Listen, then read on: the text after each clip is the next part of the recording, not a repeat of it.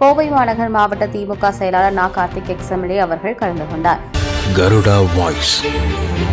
கோவை தெற்கு சட்டமன்ற தொகுதி, கோவை மாநகராட்சி மத்திய மண்டலம், கோவை மாநகராட்சி ராம்நகர், ரங்கநாதபுரம் மாநகராட்சி மேல்நிலைப் பள்ளியில் நடைபெற்ற 67 மற்றும் 83வது வார்டுகளுக்கு உட்பட்ட மக்களுடன் முதல்வர் நிகழ்ச்சியில் கோவை மாநகர் மாவட்ட திமுக செயலாளர் நா. கார்த்திக் எக்ஸ்எம்எல்ஏ அவர்கள் கலந்து கொண்டார்.